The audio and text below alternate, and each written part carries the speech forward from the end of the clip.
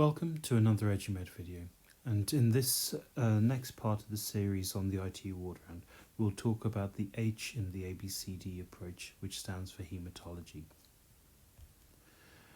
Now, it's really important to go through all the blood tests for every patient that comes to intensive care, and most patients will get daily bloods, especially during their acute phase of illness. And it's worth looking at the trends for each of these, as things can change on a day-to-day and even on an hour-to-hour basis for some of these patients.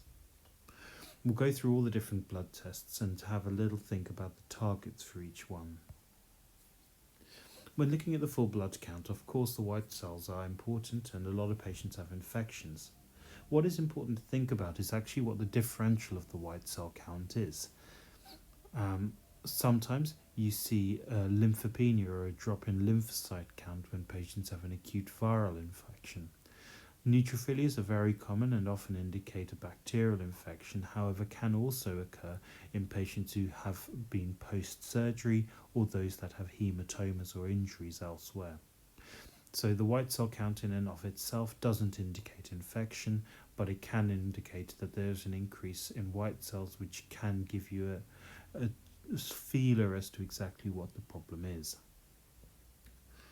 Anemia is not that uncommon, especially because you can get acute bone marrow failure in patients who are significantly unwell, and also some of the drugs that we give, especially antibiotics such as linezolid, can significantly cause pancytopenias. We try to keep a hemoglobin above 70, however if patients have ischemic heart disease or signs of ischemia at low hemoglobins, we do sometimes increase that threshold up to 80 or even 90.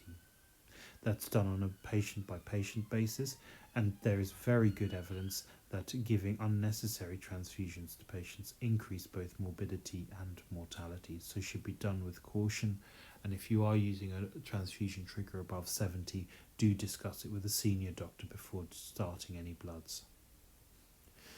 Platelet counts can drop, and they can drop quite precipitously depending upon the condition for which the patient has come in. Patients with DIC or those with ITP or TTP can significantly have low platelet counts. We try to keep them above 30 because patients can develop spontaneous bleeds, especially hypoxic patients. If you scan their brains, you see that a lot of them have small intracranial bleeds.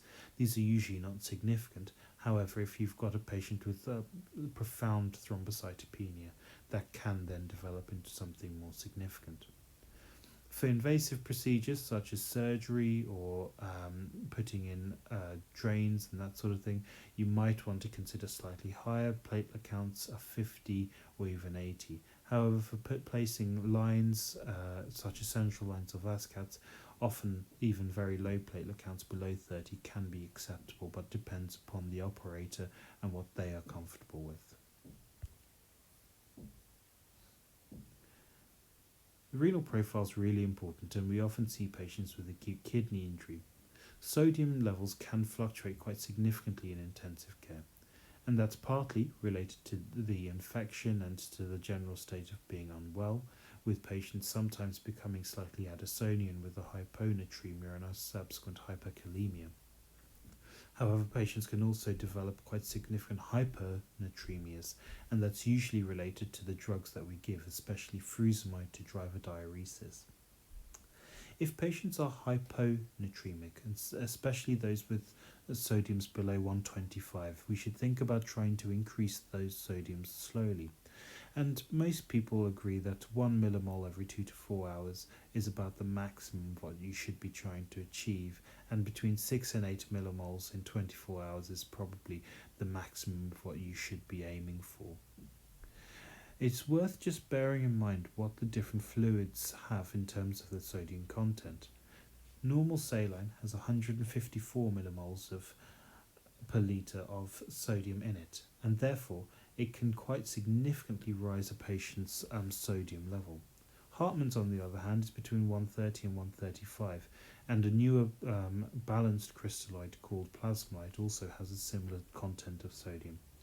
Gelafusin, on the other hand, which is less commonly used nowadays, but it's worth bearing in mind that that has 154 millimoles of sodium in it as well.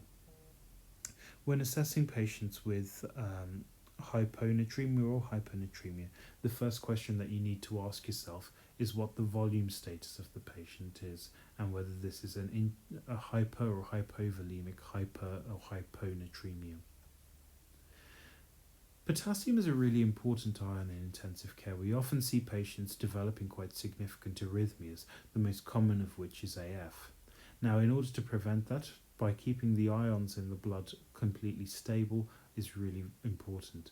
And using a potassium range of 4.5 to 5 for most patients is probably best for avoiding arrhythmias.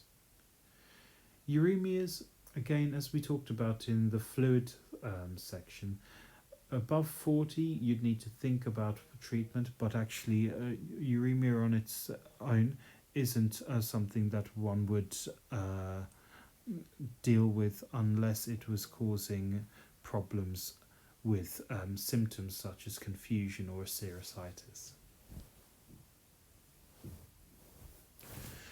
Creatinine is another one of those things that the absolute value doesn't necessarily matter as much as the trend. If you're seeing it doubling or tripling, then you should be thinking about investigating and then treating the acute kidney injury. Magnesium is a fantastic drug, and using a magnesium above 1.2 is useful in preventing arrhythmias, and especially if you develop arrhythmias such as AF, giving magnesium might well be all you need to actually revert them back to a sinus rhythm. Something that's missed, because it's not in the lab bloods but in the blood gas, is the ionized calcium. Ionized calcium is required in the blood to actually allow for the smooth muscle in the vascular and the vascular muscle walls to actually cause contraction. This is important because you want to maintain a certain level of vascular tone in order to maintain blood pressure. If you go back to the talk that we did in circulation, you will see that blood pressure is a product of cardiac output multiplied by the systemic vascular resistance. Sometimes we find patients who you keep increasing and increasing the noradrenaline, but actually their blood pressure isn't changing. And the reason for that is that there isn't enough ionized calcium to allow for contraction of the smooth muscle in the walls of the blood vessels. And so aiming for ionized calcium above 1.1 is usually sufficient to maintain adequate vascular tone. Very often we see liver function tests being deranged in intensive care, and that can be for a variety of reasons. Thing to always bear in mind and always ask yourself is, are any of the drugs that you're giving causing liver dysfunction? Certainly some of the sedatives, such as high doses of midazolam, the anticonvulsive medications, and some of the antibiotics can all cause liver dysfunction. And so watching out for this. Usually a drug-induced liver dysfunction is a rise in the ALP. However, sometimes you can get a transaminitis as well. Something that's always worth considering is, have you got the blood flow right? Have you got the intravascular correct? Have you got the cardiac output adequate? And it might be a progressive liver dysfunction secondary to poor liver perfusion. Infections, especially ascending cholangitis, can be missed because patients are intubated, ventilated, aren't able to give you the history of pain in the abdomen, but it's worth thinking about. And also blood clots. A lot of patients in intensive care are hypercoagulable, and as such, Budd-Chiari syndrome, the clots in the hepatic vein, or even portal venous thrombosis are very common and should be considered in patients with worsening liver function. And ultrasounds of the liver can be very helpful, and if failing that, a CT scan or an MRI scan.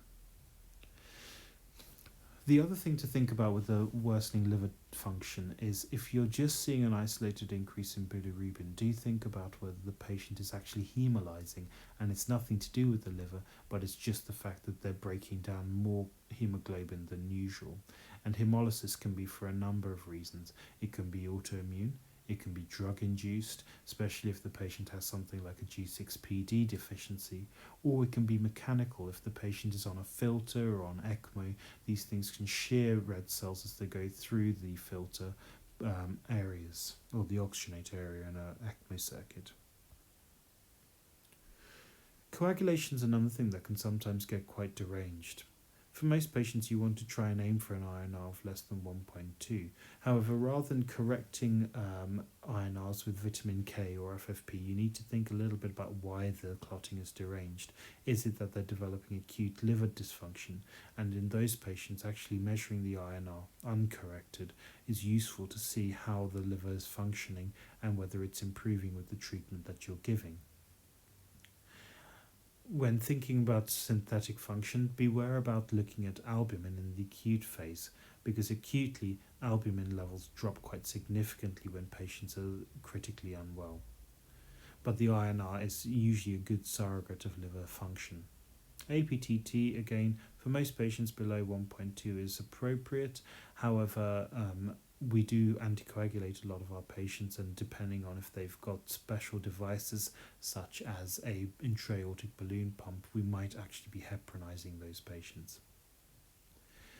Platelets can drop acutely with infection and sometimes with diseases such as DIC, but often it's worth just watching and waiting, and unless the platelet count is precipitously low, below 30 and in some units below 10, we don't necessarily intervene.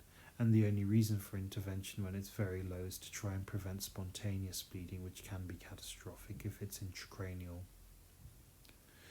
The Klaus fibrinogen or the measured fibrinogen is really important. Be careful that you know what your lab is giving you, because some labs give you a calculated fibrinogen. What we want is the measured fibrinogen, and if that's starting to get low, and in the context of a anemia and a thrombocytopenia, then do think a little bit about whether the patient has developed DIC. And DIC is not uncommon in intensive care with critically unwell patients. I alluded to hemolysis, and it's something that we do see fairly often in intensive care.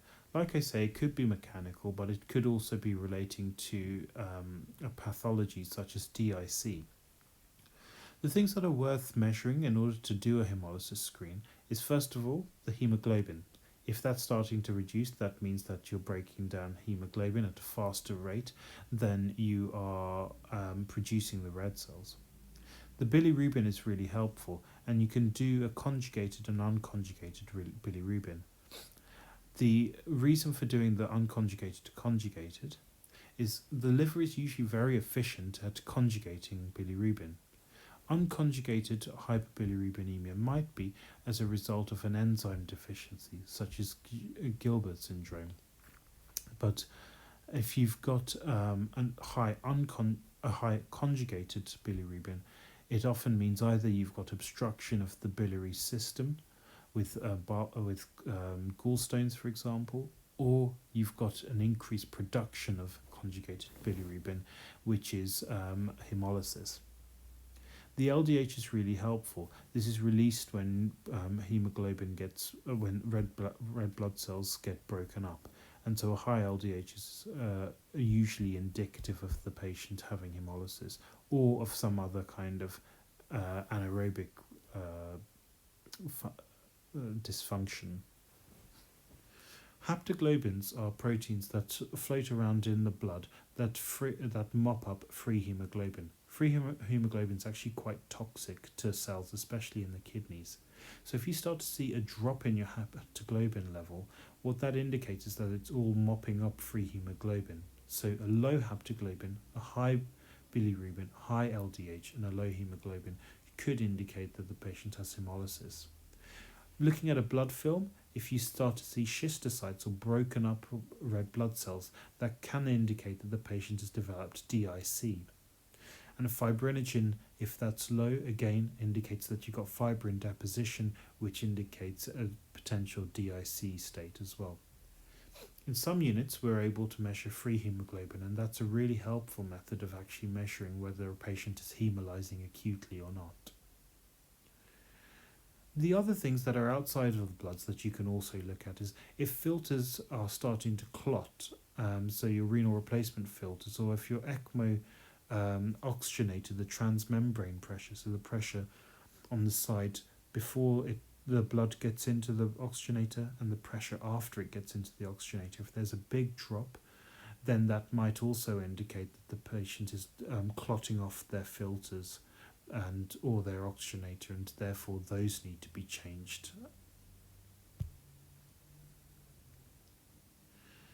CRP is a measure of inflammation, and on the wards we use this as an indicator of infection.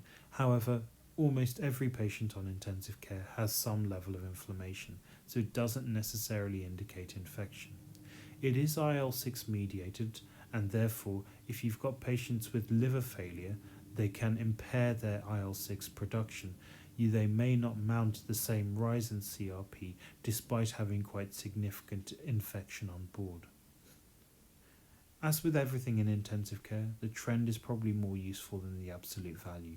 Keep an eye on that, and if you're seeing it rise, do question what antibiotics you're on and do question the diagnosis that you're giving the patient.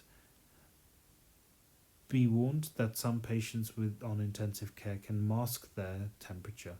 That's partly because of the sedation dropping the basal metabolic rate, but also because of some machines, such as the renal replacement filter, does have a temperature lock in it, so it can reduce the temperature. So even though their patient may actually be mounting a febrile response, because they're on the filter, it's cooling the blood down enough so that you're not detecting that temperature. Procalcitonin isn't available in a lot of units, but where it is available it can be quite useful. Initially, it was developed as a method of trying to detect when to stop antibiotics. CRP has a lag time of about 3 days. So the CRP that you're seeing is really what you would have seen from the level of inflammation 3 days ago. Procalcitonin, on the other hand, drops and increases at a much faster rate. Certainly in the COVID group of patients, what we're starting to see is that these patients have very low procalcitonins. So if patients start to develop a superadded bacterial infection on top of their COVID infection, actually using procalcitonin is fantastic because it can lead you to detect a bacterial infection earlier, start antibiotics earlier, but also just as importantly, not start antibiotics in those patients who have low procalcitonins.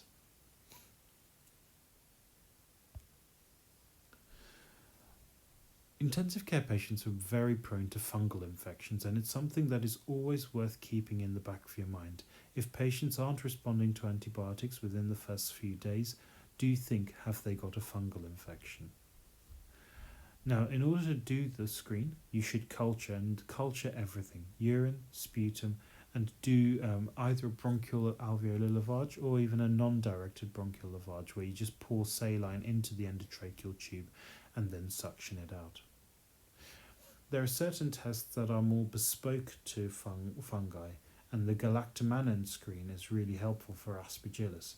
Do bear in mind that it does have a false positive, so if a patient is on a beta-lactam antibiotic, then it might give a false positive. And similarly, if the patient has had a solid organ transplant, either a kidney or a liver transplant, it doesn't always detect an invasive aspergillosis. The BD-Glucan test is also helpful, and this is both for Candida and for Aspergillus, but again it can give false positives. The main reasons it gives it is if the patient is on a filter, or if they've been given exogenous albumin or IgG. But it's worth sending them off if you've got access to them. All patients who've been on the intensive care for actually probably more than 3 days, but certainly after 5 to 7 days, are at risk of fungal infections, and they can be superadded infections on top of the bacterial infections. And often what we find is that by patients being given lots of antibiotics, we clear the competitive nature of the bacteria that's in the patient's microbiome, and therefore allow for fungi to proliferate more strongly. And again, on the wards we see this, where patients are started on antibiotics and they get oral candidiasis, or they can get vaginal thrush, for example. The same is true inside the body. Be careful, because fungi can colonize lines such as central lines, arterial lines, and urinary catheters, so do think about taking those out. fungal endocarditis is almost universally fatal, so we must be very careful with our intravascular access devices, and any concerns, we should be changing them over. So overall, what we've gone through is the different blood tests that are usually taken for a patient. There are obviously far more tests that are available for intensive care patients. However, these are the basic ones, and go through each of those and think a little bit about the trends for them. Optimize the values as best you can, where you can, but the key thing that I want you to take away from this is think about fungal infections. If you're seeing inflammation, if you're seeing patients not getting better, do the tests for fungal infections, because you can potentially save someone's life and prevent them from developing things like fungal endocarditis or invasive fungemias.